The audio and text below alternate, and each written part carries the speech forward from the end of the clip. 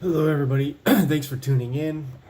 And yeah, I don't know what else to say other than thank you for watching my videos and like and subscribe and share and comment. Thank you. Anyways, so I made a few notes for things to remember to talk about. We're going to first talk about DMT, LSD, and shrooms, and then we'll talk about suspiciousness and delusions and my experience with the delusions and activities.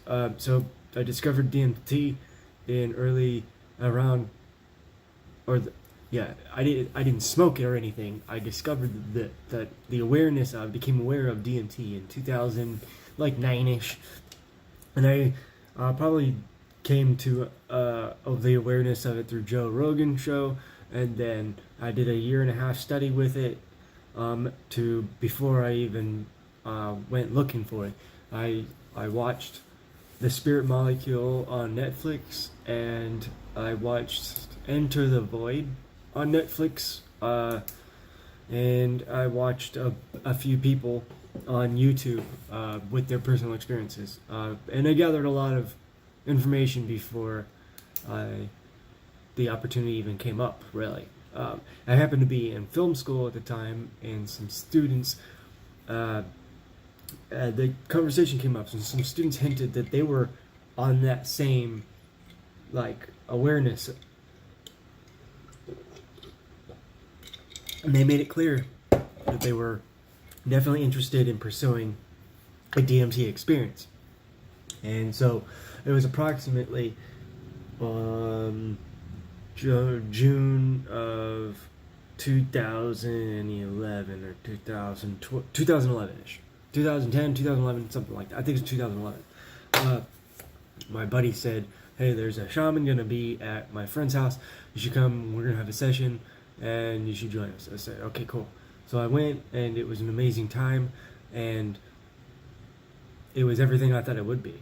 It was the best reset I ever experienced, and it made a lot more sense. I remember it made a lot more sense to be on that side, in that experience, in that realm, than it does in this reality. However, when I came back to this reality, makes a lot of sense to me, and I feel very privileged to be healthy and alive and able, and you know, uh, and it's just the overall.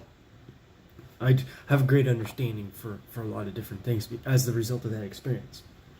Prior to that DMT experience, I had only experimented with mushrooms, and about a handful, about 6 times. Nothing too crazy, maybe an eighth, a little less, nothing more than an eighth usually. And majority of the time, the experiences were the first. When I first started doing it, it was a lot of fun, and then started getting a little bit more common and more frequent, and the frequency of the ups and downs and the emotions got too overwhelming for me, and I just stopped liking it. And then I discovered I discovered acid. I discovered acid after DMT and after mushrooms, and acid was amazing. Acid is like I remember when the first time I tripped on acid, it was just like it was I was a newbie at it, so I only did a one tab. But I remember saying to myself, if I don't do acid at least once a month, I will go fucking crazy. This shit makes sense. This stuff is a fucking amazing.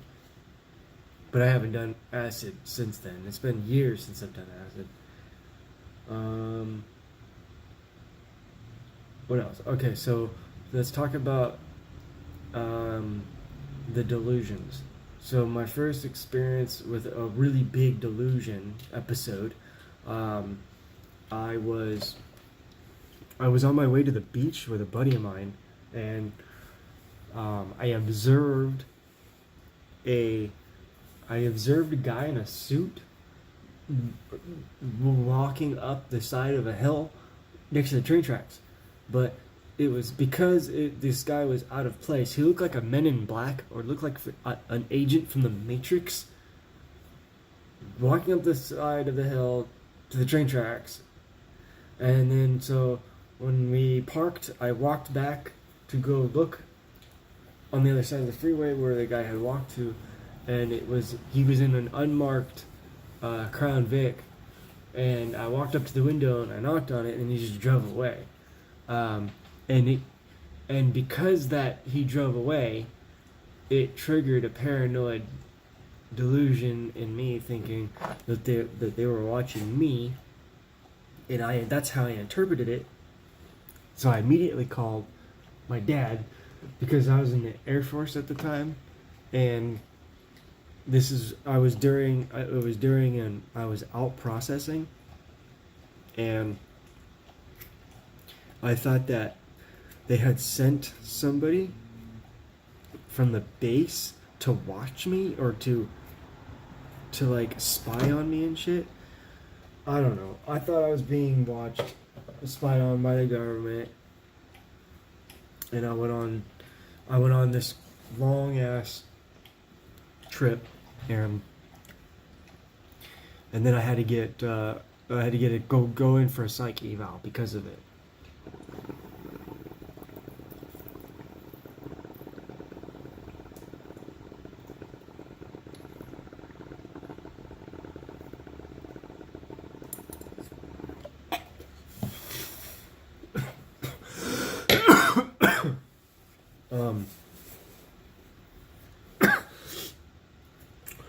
When I went and told them,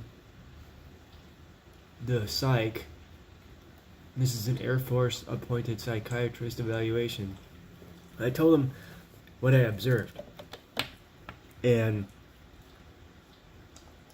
I did say that I thought the government was after me, but I made it clear to him, but I also was aware that it's a possibility it was just a coincidence. It just happened to coincide, and there was things patterns and shit. I don't know. When I had to go revisit that doctor,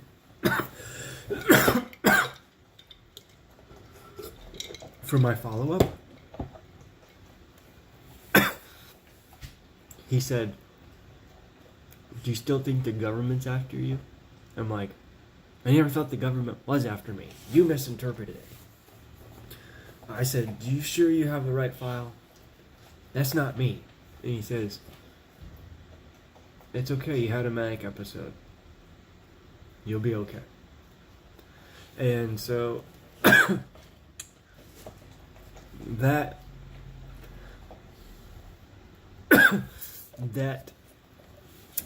experience is what led to my my medical separation from the Air Force. They declared me unfit for duty, and so I went on the long ass adventure of dropping from Adderall and I went straight from Adderall to lithium, then I think it might have been Depakote with Lamictal, Concerta, and Abilify. And I remember, I'm pretty sure it was Abilify. The shit made me like raise up in the middle of the night and fucking start yelling at myself and shit, and then go back to sleep. I'm pretty sure that was Abilify.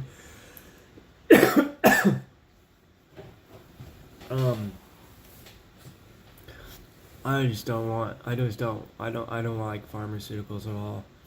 That's what keeps me out of the doctor's office. The second they want to tell me, then you gotta take, well, don't you think you should take medications? I'm like, dude, I don't want suicidal thoughts, man. Come on now. That's fucking insane. That just doesn't make any fucking sense. Oh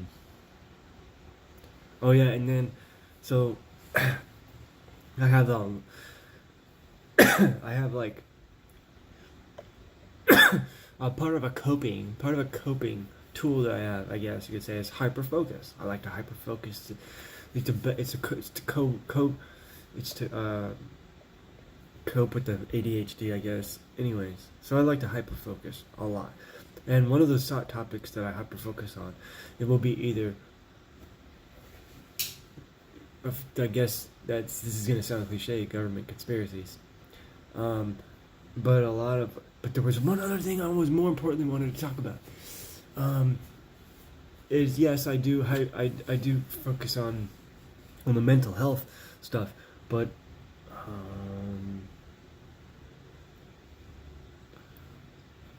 research, dude. I distracted myself, and I know I'm gonna think of it later. It'll prompt another thing.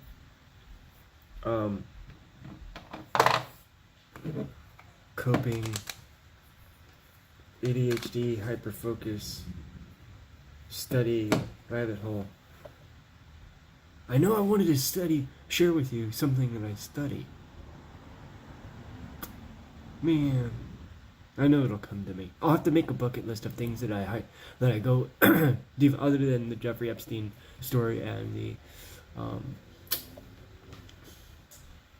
Making a Murderer story with Stephen Avery. I think that's it for now. It's 12 minutes. We'll work on older ones. I gotta make some notes before I can jump on the next video. Anyways, like, subscribe, share, comment, yada yada yada. Appreciate you. Thank you. Peace.